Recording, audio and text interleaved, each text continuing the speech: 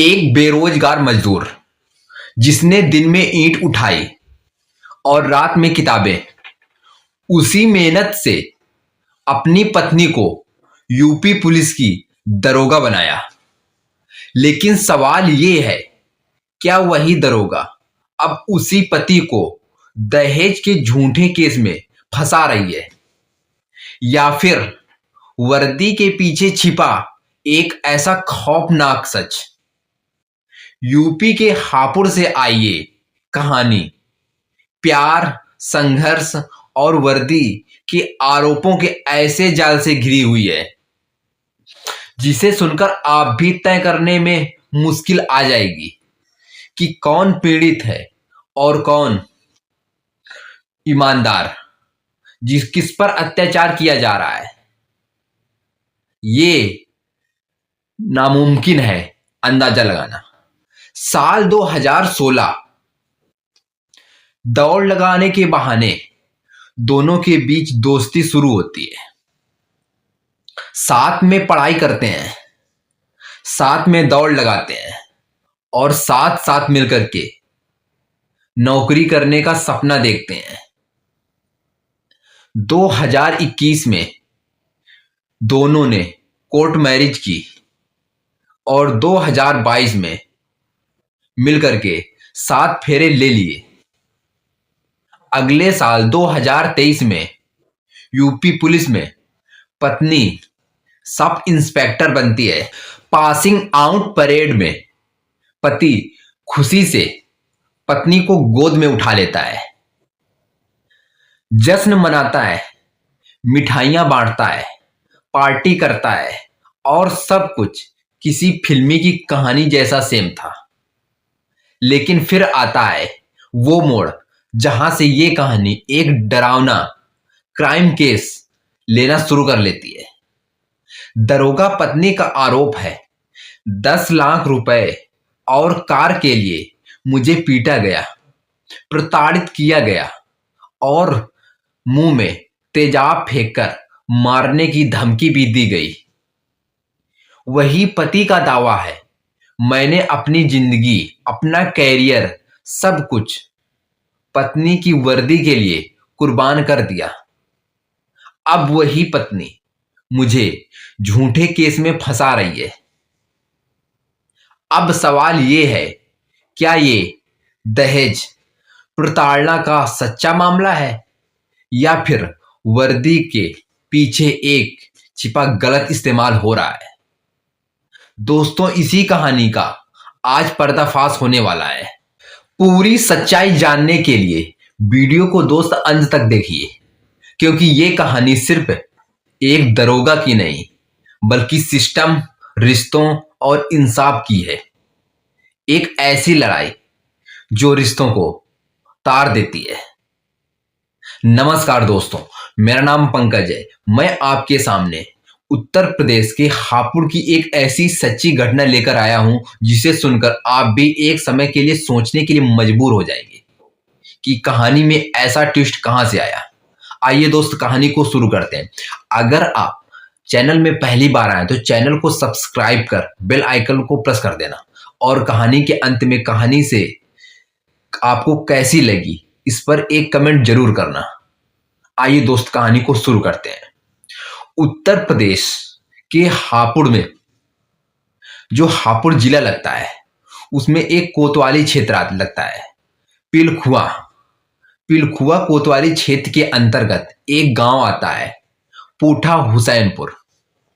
पूठा हुसैनपुर गांव में रहने वाला एक व्यक्ति जिसका नाम गुलशन होता है, उसको आर्मी में नौकरी करने का जुनून था। एक सपना था कि मैं आर्मी में जाऊंगा और आर्मी में जाकर के देश की सेवा करूंगा। नौकरी के लिए वह दिन रात कड़ी मेहनत करता था।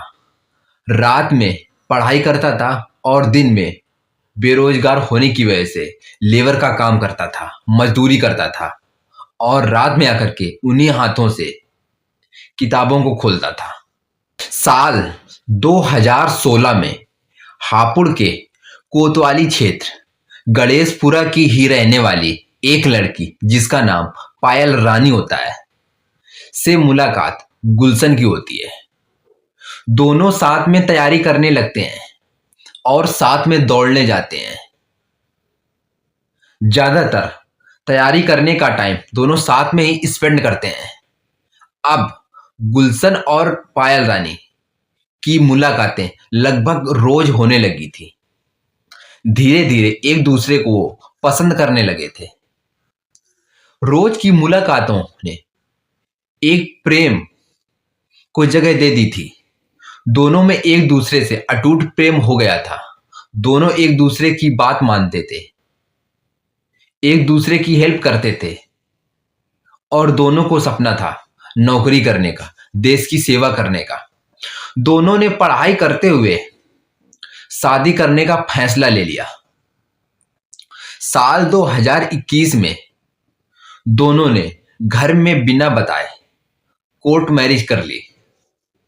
इसके बाद इसकी जानकारी अपने घर वालों को दी तो घर वालों को थोड़ा आक्रोश आया, लेकिन घर वालों को समझा बुझा करके उन्होंने 2 दिसंबर 2022 को बिना दहेज के हिंदू रीत रिवाज के अनुसार दोनों ने 7 फेरे ले लिए और धूमधाम से शादी रचाई।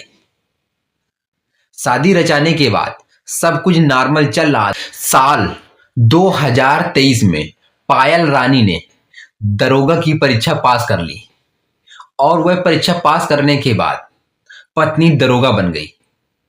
पत्नी की इस कामयाबी पर पति गुलशन ने खुशी में उसे उसी दिन गोद में उठा लिया।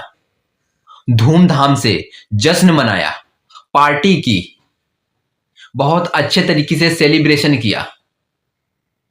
दोनों बहुत खुश थे कि उन्होंने अपने जिंदगी का जो सपना देखा था उस सपने को पा लिया है।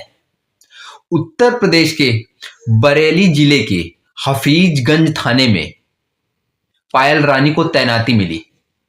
तैनाती के 1.5 साल बाद गुलशन और पायल रानी के बीच धीरे धीरे मुलाकातें कम होने लगी, जिससे उन दोनों में एक गैप यानी फासला बढ़ने लगा।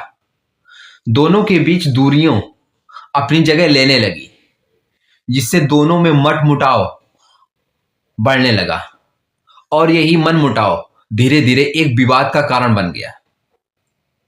13 नवंबर 2025 को हापुड़ पुलिस अधीक्षक को पायल ने शिकायत दी।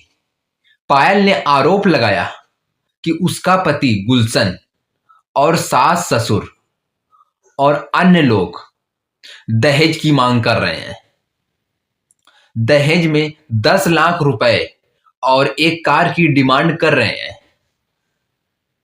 जबकि शादी हुई थी तो हम लोगों ने पर्याप्त उनको दहेज दिया था, फिर भी उन लोगों को दहेज की भूख है। दहेज की मांग पूरी न होने पर पायल रानी को मानसिक और शारीरिक रूप से प्रताड़ित किया गया, बेरहमी से पीटा गया, तेजाब फेंककर जान से मारने की धमकी भी दी गई। ऐसी शिकायत पायल रानी ने पुलिस स्टेशन में दर्ज कराई।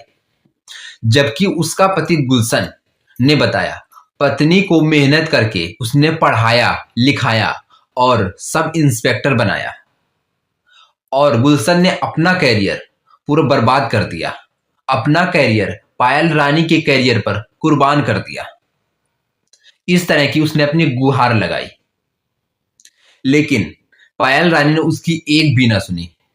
हापुड़ के एसपी के आदेश पर सदर कोतवाली पुलिस ने पायल रानी की शिकायत गुलशन सईद, जो उसका पति गुलशन था, और अन्य लोगों के खिलाफ दहेज उत्पीड़न, मारपीट, धमकी और संबंधित अन्य धाराओं पर मुकदमा दर्ज कर लिया गया है और कानूनी कार्रवाई शुरू कर दी गई है।